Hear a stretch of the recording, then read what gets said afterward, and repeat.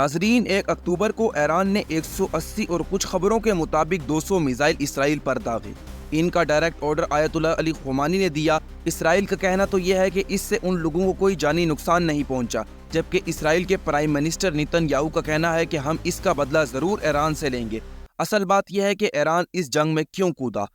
अब आपको इस बात का पता होगा कि इसराइल न सिर्फ फ़लस्तीन पर हमला कर रहा है, बल्कि दूसरी तरफ ये लेबनान पर भी हमला करता जा रहा है। और इसराइल से हमास, हिजबुल्लाह और हुतीस जैसे मुजाहिदीन भी लड़ रहे हैं।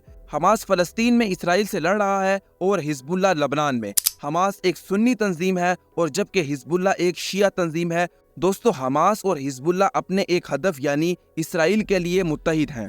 अब दोस्तों, यहाँ पर कुछ लोग ये कह रहे हैं कि ये जंग वर्ल्ड वार 3 में भी बदल सकती है। आपको एक और बात बता दूं, जब ये हमला हुआ तो इसराइल के लोगों को फौरन बंकर में शिफ्ट कर दिया गया और यहाँ पर इसराइल का कहना यह है कि उनको एक भी जानी नुकसान नहीं हुआ। ये तो सिर्फ इसराइल का कहना है, इसमें कितनी सच्चाई है अल्लाह ही बेहतर जानता है, क्योंकि इसराइल को आखिर अपनी इज्जत भी बचानी थी। दोस्तों, जो वजूहात हैं कि ईरान ने इसराइल पर क्यों हमला किया वो ये हैं कि सबसे पहले इसराइल ने जनरल सुलेमानी को शहीद करवाया।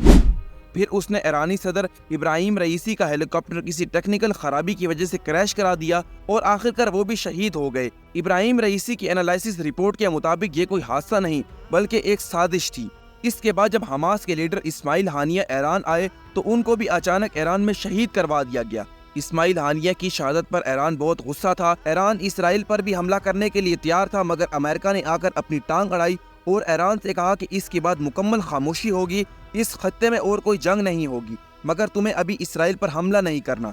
ईरान ने इसराइल पर कोई हमला नहीं किया। इसके बाद दोस्तों, हिजबुल्लाह पर पेजर अटैक हुए। हिजबुल्लाह आखिरकार एक ईरानी तंजीम है जो लेबनान में इसराइल के खिलाफ लड़ रही है और फिर इसने लेबनान पर हमला करके हसन नसरुल्लाह को भी शहीद करा दिया जो हिजबुल्लाह के कमांडर थे। दोस्तों, इसके बाद ईरान की बस हो गई। इसराइल ने उसका इतना नुकसान किया मगर अब वो खामोश ना रहा और आखिरकार उसने 1 अक्टूबर की रात को 180 मिसाइल इसराइल पर दाग दिए। अब दोस्तों, इसराइल भी यही चाहता था कि ईरान मुझ पर हमला करे और फिर मैं ईरान के ऑयल रिजर्व्स और न्यूक्लियर सिस्टम पर हमला कर सकूं। इसराइल और अमेरिका को डर है कि कहीं ईरान भी एक न्यूक्लियर पावर न बन जाए। अब दोस्तों, जो लोग सोच रहे थे कि क्या ये जंग वर्ल्ड वार 3 में बदल सकती है, दोस्तों ये बिल्कुल बदल सकती है अगर इसराइल ईरान के ऑयल रिजर्व्स और न्यूक्लियर सिस्टम पर हमला करे। फिर वर्ल्ड वार 3 होने से कोई नहीं रोक सकता। यहाँ पर दोस्तों मैं तो यही कहूँगा कि इसका बेहतर इल्म तो सिर्फ अल्लाह के पास है कि तीसरी आलमी जंग कब होगी, मगर वो निशानियाँ आहिस्ता आहिस्ता पूरी हो रही हैं। हदीस में दोस्तों तीसरी आलमी जंग को अल मलहमतुल उज़्मा कहा गया है और बाइबल में आर्मागेडोन। दोस्तों, एक हदीस के मफहूम से आपको बताऊंगा कि तीसरी आलमी जंग कितनी खतरनाक होगी। आप सल्लल्लाहु अलैहि वसल्लम ने फरमाया कि अगर एक बाप के 100 बेटे होंगे तो तीसरी आलमी जंग में 99 बेटे शहीद हो जाएंगे, सिर्फ एक बेटा बचेगा। आप खुद सोच सकते हैं कि ये तीसरी आलमी जंग किस कदर खतरनाक होगी।